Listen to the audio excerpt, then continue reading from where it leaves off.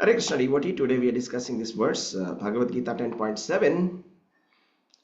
Etam vibhutim yogam cha mama yo veti tatvatah sovikalpena yogena yujyate natra samshayah. One who is factually convinced of this opulence and mystic power of mind engages in unalloyed devotional service. Of this there is no doubt. So the context of this verse is chapter number 10, the opulence of the absolute, or the Vibhuti Yoga. Vibhuti means the opulences. So Lord Krishna has got infinite opulences, out of which he says few of them, which are the prominent ones, and explains those opulences to Arjuna. And what is the purpose behind this opulence is what Krishna is explaining. What is the purpose of Krishna explaining these opulences to Arjuna is this. That is explained in this verse. So let us explore this verse. That is verse number 10.7. So Krishna is actually making a very profound, important declaration. What is that declaration? Is that if anybody knows my opulences and mystic powers factually, tattvataha. So tattvataha means in tattva, not sentimentally, not vaguely. Then he will naturally engage in unalloyed devotional service. So what is the proof that somebody has understood the opulence of Krishna clearly and completely is that that person will start engaging in unalloyed devotional service. Here the word that has been used is avikalpena yogena. It's very important. So avikalpena Hare yogena. Krishna Prabhu, your audio is not. Hare Krishna, Krishna Krishna, Hare Ram, Hare Ram, Ram Ram, Hare Hare, Hare Krishna, Krishna.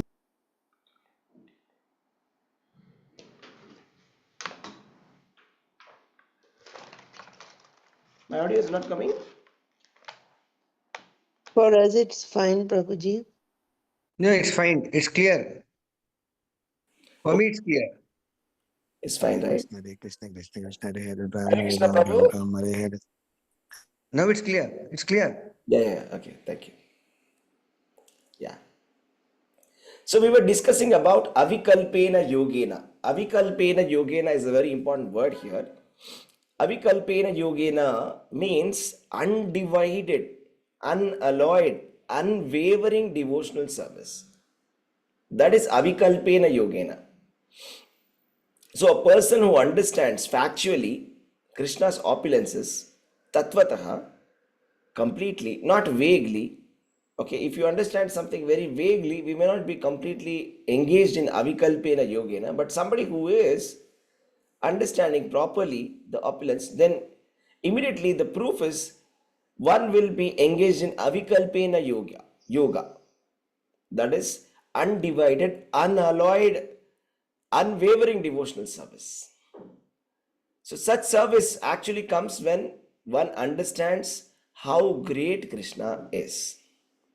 So Srila Prabhupada writes, generally people know that God is great, but they do not know the detail how good or how great is God. Everybody says God is great, God is almighty, God is all pervasive, God is all merciful, but how great is He is something that we can understand tattvataha with the help of this scripture called Bhagavad-gītā. So this verse is a call to actually deepen our understanding about the greatness of the God. And it's not just in theory, but in truth or in tattva. Right? So let us just ask ourselves, okay, why does our devotional service sometimes is, it feels mechanical, it feels distracted, it feels dry? Why is it? You see, the reason is because the heart is not yet convinced how glorious and how great, all attractive Lord Krishna is. So as long as we continue to hold these kind of ideas that Krishna is one among many gods, all paths are leading to the same truth, or that devotional service is just another pious activity, we will never be able to experience the transformative power of Bhakti Yoga. See, the heart of Bhakti Yoga is to have faith. It is about having faith in the instructions of the spiritual master, surrendering to a spiritual master and having faith in the instructions of the spiritual master and enthusiastically executing the instructions given by spiritual master. So, but the problem is we are having certain kind of conceptions which is taking us away from experiencing the full power of Bhakti Yoga. So Srila Prabhupada is telling us that knowledge precedes surrender. You see, before we surrender, we need to have the kind of knowledge. So that knowledge is very important. So when we see how Krishna is the source of Lord Brahma, how Lord Krishna is the source of Lord Shiva, how Krishna is the source of the Kumaras and all the great beings, naturally we will feel surrendered to Krishna. If you see this chapter number 10, Krishna explains so beautifully about his position, right? So first of all, he starts to explain the Chatushloki Bhagavad-gītā, right? Chatushloki Bhagavad-gītā.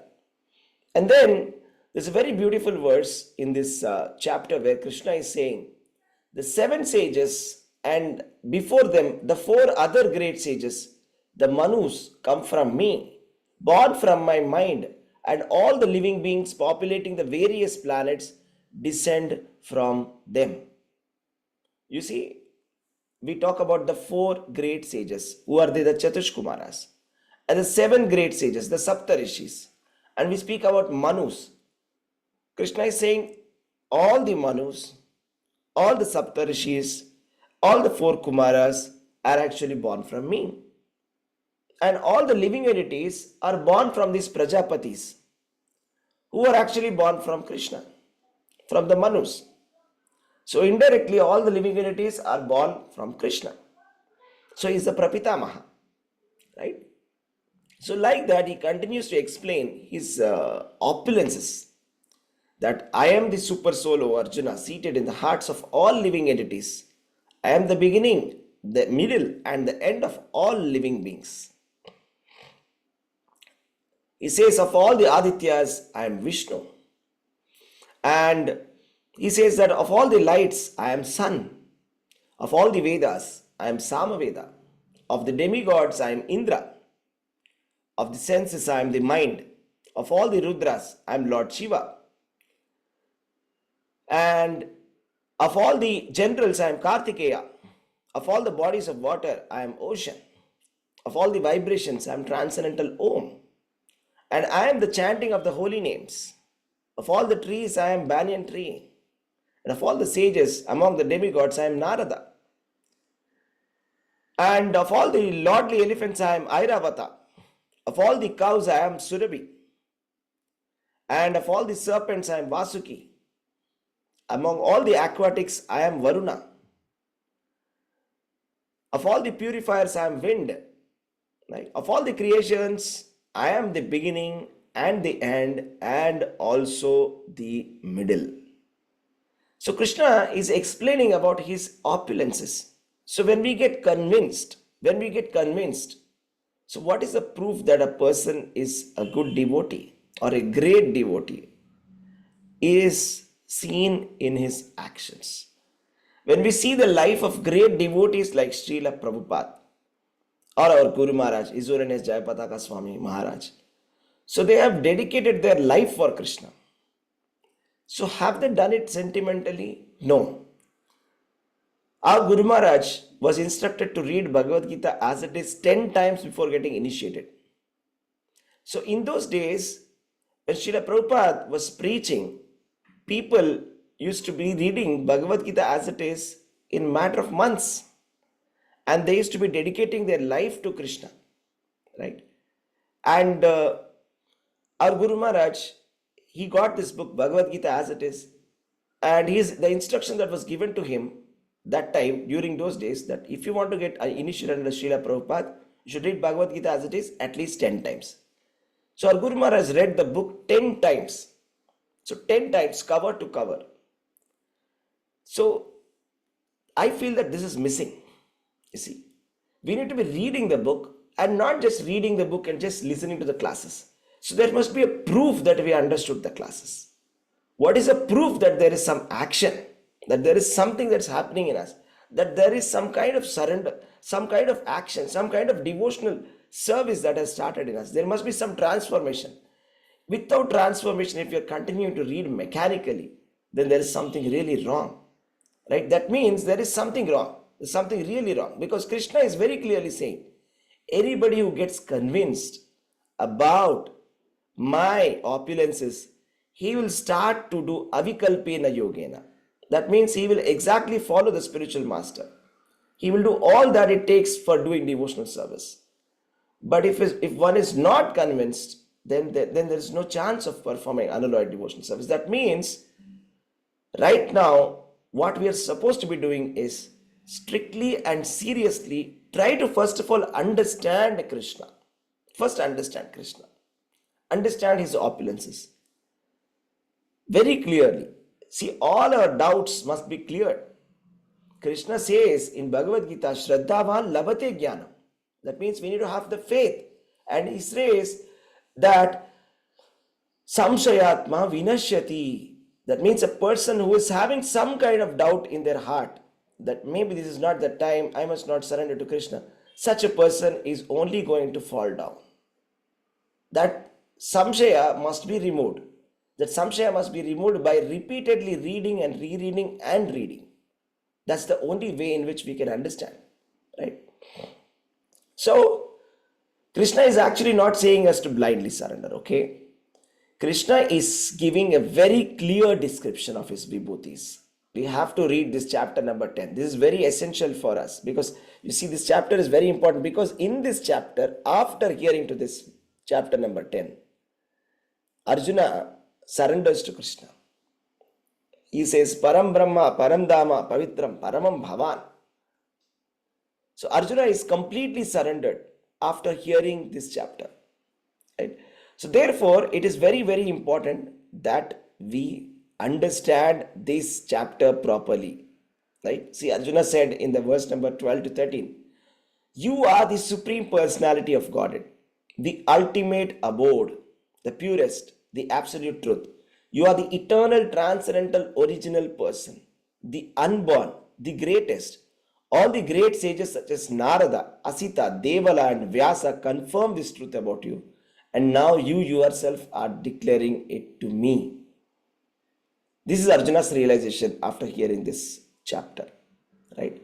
So, very essential for us to go through this chapter and understand each and every opulence that are given by Krishna. Because these shlokas that are given by Krishna are not metaphors. Excuse me. So these are not some kind of poems meant for memorization, for children's competitions, like they are popularly used. You see children, they're very much interested in memorizing these shlokas, but they're not interested in any kind of devotional service. So this is not for poetic recitation, Bhagavad-gītā.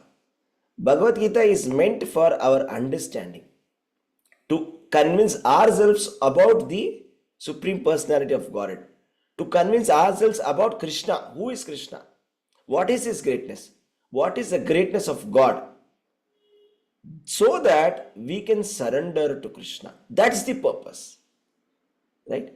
So Srila Prabhupada is encouraging us to study these books, Srimad Bhagavatam and Bhagavad-gītā, to understand the nature of the Supreme Lord. So Bhagavad-gītā is 700 verses and heavily philosophical in nature. Srimad Bhagavatam is 18,000 verses which contains so many expanded explanations of these concepts of Bhagavad Gita in the form of stories. So when we hear stories, then we understand it very clearly.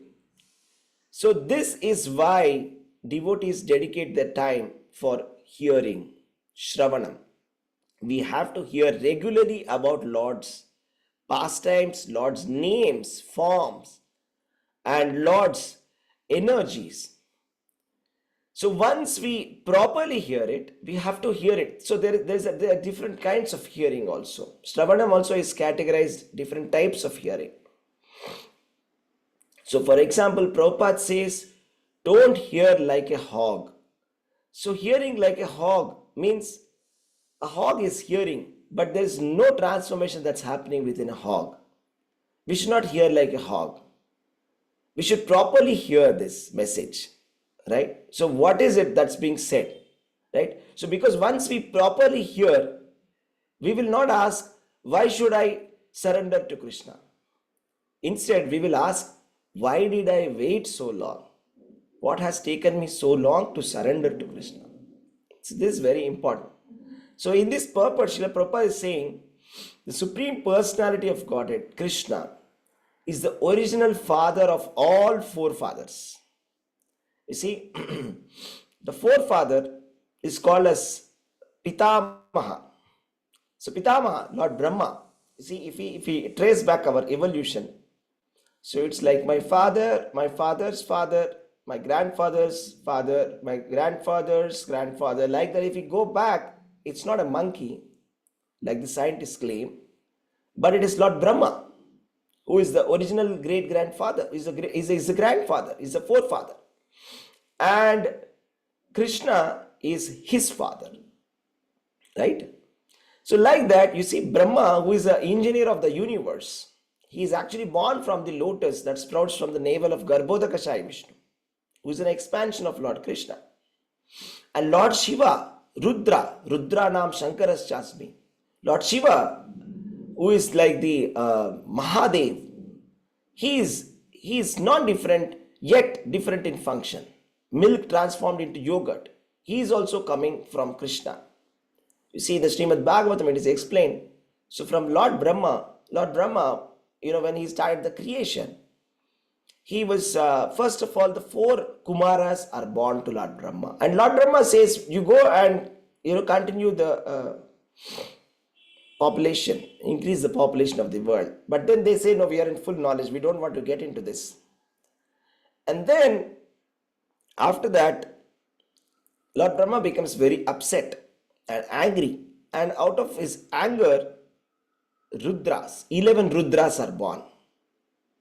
So Lord Shiva is one of the 11 Rudras. So, and then Lord Brahma gives instruction to them that you go and increase the population. And then the population started to increase, and then they all started to destroy the universe. And Lord Brahma had to stop them and ask Lord Shiva to go on an eternal penance forever and only be involved when there is destruction, right? So like that we have to understand. Krishna is the source, is the source of all the patriarchs, all the Manus, from whom all the different living entities are coming. Kashyapa Prajapati, all the Manus, from them, all the living entities come. And they are coming from Lord Brahma, and Lord Brahma is coming from Lord Krishna, Lord Vishnu, and Lord Vishnu is actually an expansion of Lord Krishna. This is called as Sambandha Jnana. That means to understand the relationship between all beings and the Supreme Lord. So there is a verse in Brahma Samhita which says, Ishvaraha Parama Krishna Satchidananda Vigraha Anadiradir Govinda Sarvakarana Karanam. It's a beautiful verse which says Ishvara Parama Krishna. This is given by Lord Brahma. Lord Brahma's realization is this, that Parameshwara Krishna, Ishvara Parama Krishna, Satchit Ananda Vigraha. Satchit Ananda Vigraha. That means Krishna is full of eternity, knowledge and bliss. Anadiradir Govindaha. That means he is the He is beginningless, and yet he is the beginning. He doesn't have any kind of beginning, but yet he is the beginning for all the creation. Sarva Karana Karanam. He is the cause of all causes. So if you want to find out the cause of anything, you keep asking the question why. And if you keep digging why, you'll ultimately finally come to Krishna, and then there is no cause beyond Krishna. The final cause is Krishna.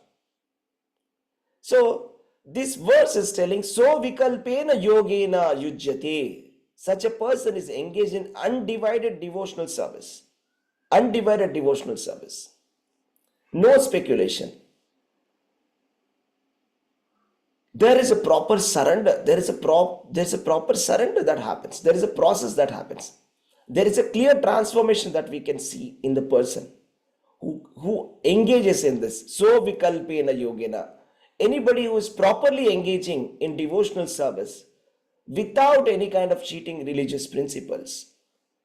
If we take to Krishna consciousness without any cheating, and if we factually understand the knowledge of Krishna without any speculation, without impersonalism, without adding our own conceptions, without adding our own biases, without adding our own thought processes, trying to dilute it, spoil it, then something magic that happens. There is a magic that happens within the person. And that magic is very visibly seen. We can very clearly see the magic in the person happening.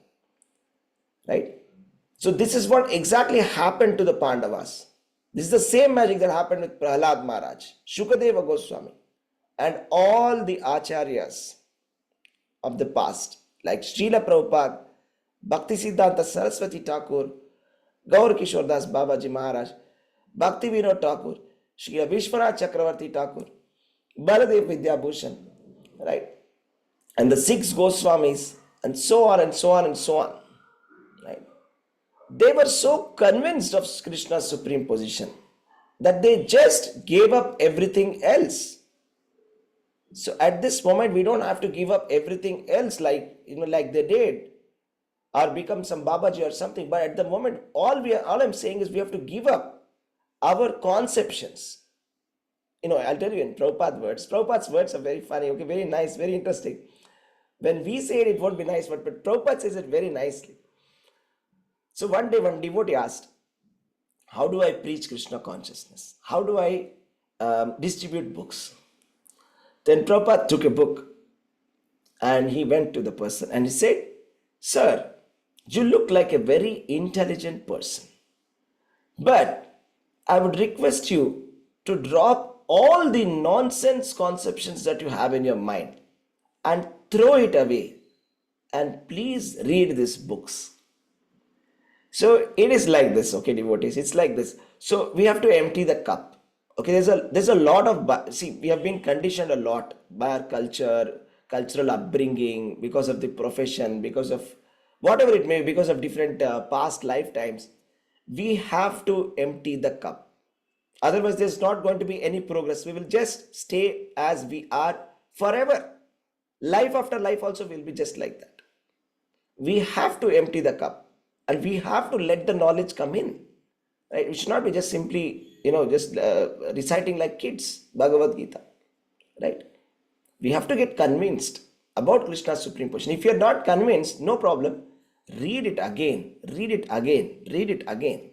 Hear more attentively. Ask questions, find out, come to a conclusion. There must be a conclusion. Once Srila Prabhupada asked, somebody said that I'm a great scholar of Bhagavad-gītā. I've written so many books, and I've done PhD in this. And he asked, okay, what's your conclusion? What's the conclusion of Bhagavad-gītā? And what is your conclusion? And he was like wondering, and he's saying, Bhagavad-gītā has got no conclusion. Well, Bhagavad-gītā has got a conclusion. It's very clear. Arjuna got it. Krishna has summarized the conclusion. Sanjaya got it. Sanjaya has shared his realization towards the end. Arjuna is saying that he is very clear. Nashto moha smritir labdva tat prasadat mayachyuta. Sitosvi gata sandeha karishche vachanam tava. Right, from the point of transformation, you can see the point of transformation. So in the beginning, it was Arjuna who had so many things to argue with Krishna, argumentative Arjuna. He was arguing with Krishna that no, this war should not be fought. And the reason why we should not be fighting this war is because so and so reason. 1, 2, 3, 4, 5. He's coming, he's full of his own conceptions. And towards the end, he's saying, Karishye vachanam tava. You tell me what I'm supposed to be doing. I'll just do. I'm nimitta matram bhava savyasachin. I'm completely surrendered unto you. You tell me what I'm supposed to be doing. I'll just do that. Because I'm convinced. I'm fully convinced. I'm clear. It's not just out of a sentiment, okay? This Krishna consciousness is not a sentimental religion. Nor is it some kind of a armchair philosophical speculation time pass. I want to just relax a little bit, so let me just read this. It's not for that, meant for that. Krishna consciousness is meant for action. Krishna consciousness means action. Taking action from the knowledge that we receive. Right? So there is a transformation, Arjuna, very clear. Right? Full of his own biases. Full of so many conceptions. Full of so much of negativity to complete surrender. To complete surrender. That's called a transformation. That's called a transformation. So this kind of transformation comes not from ignorance. It does not come from, some kind of a mechanical recitation. Okay, nor does it come from some very, very light-hearted reading of these books. It comes from the highest knowledge. This is a very serious textbook. These are serious points. So what's the conclusion?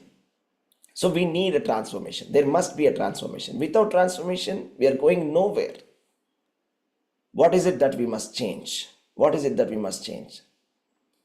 Study regularly. Make a daily connection with Bhagavad-gītā, Bhagavatam. Understand how Krishna is present in every aspect of creation. We need to have that realization. Associate with the devotees. With those devotees who are factually convinced and who can transfer that conviction to us. We need to be associating with those devotees. Now, why is the reason that we go to yatras? Why is the reason that we go and meet big Maharajas? Right? And spiritual master? Because they have completely given their life for Krishna. You see, there's so many great devotees. So when we actually associate with them, they're factually convinced. Actually, we should go ahead and ask them questions. We should ask them some open questions. Whatever we have in our heart, we should not just stay back and, just keep ourselves in that position. We should just openly ask. There is so much of opportunity. And they will explain. We can ask them questions. How did you get convinced that Krishna is the Supreme Personality of Godhead? How did you get convinced that, you want to give your life for Krishna? How did you get convinced that, you want to be taking an initiation in Krishna consciousness? Then you will get that conviction from them. And then we have to chant inoffensively. Offenses are taking us away from Krishna. We have to give up our materialistic mindset. You see, criticizing others, etc. This is a very dangerous materialistic mindset. When we take the same materialistic mindset that we took all over our life and criticizing the devotees, then we naturally will not be able to surrender. That's the reason for no transformation. Okay? When we chant Hare Krishna, we should know that we are addressing the Supreme Lord. And the energy of the Supreme Lord, that is Radharani's potency. We are requesting and begging Radharani that, oh, Radharani, please recommend me to Krishna. So this should be our prayer. When we chant Hare Krishna, we should sincerely do it. And we have to be very patient and sincere. This has to be taken very sincerely. So if we are used to doing things in a cheating way or in the way of simply cheating others or cheating ourselves, this is not going to work. So Krishna consciousness or spirituality, God consciousness, this is where we have to be 100% pure, 100% sincere to ourselves, 100% sincere effort. So when we are doing this, there should be no kind of cheating at all, absolutely no cheating allowed. We should be patient and 100% sincere. Because real knowledge, it takes time. It takes time to mature. Okay? Every step towards understanding Krishna actually brings us closer to love of Godhead. Right? So this verse actually gives us what is the key for steady devotional service. What is the key for transformation in Krishna consciousness? Krishna is very clearly saying, Tattvataha, know me in truth. He's saying, he's not saying sentimentally surrender to me. He's not at all saying that. He's saying Tattvataha, read the books, read the books, read books, read Prabhupada books. Again and again and again. I'm telling you the kind of numbers that are expected, right? 10 times Bhagavad-gītā, multiple times Bhagavatam. At least, I'm saying, at least 10 times. Then come to a conclusion. When there is anything that is stopping you, any doubt, any single doubt that's stopping you from Krishna, get it clarified, get it clarified. If you're not finding people who are able to answer your question, you should go to the higher authorities. There are so many great devotees in Krishna consciousness movement. There are so many Prabhupada disciples who till date respond back to every email that they see. They're happy to guide anybody in the world because they think that it's a service to Prabhupada. So anybody in the world can write to them, ask them questions, any kind of questions. There's no silly question, but that question should come out. That doubt should come out because doubts are like demons. They're stopping us from Krishna. So this is the way we have to strictly, sincerely, seriously read Prabhupada books, understand and lead. Then that leads to the avikalpa yoga, uninterrupted devotional service. That's our goal. So that's why Prabhupada stressed so much. Distribute my books. Distribute my books. And distribution doesn't mean that I don't read it. It's not that I have a go down of books. I go every day and distribute my books. It's like my spiritual master writes so many books, sir, but I don't read any books. No, not like that. I should read the books myself. Right? And then try to understand, convince myself. Because by knowing the greatness of Krishna, one will be able to fix in sincere devotional service. And isn't that what we all want? So let us pray to Krishna and his pure devotee Srila Prabhupada to bless us that such understanding and such kind of unflinching bhakti arises in our hearts. And we have transformation and we do uninterrupted devotional service sincerely.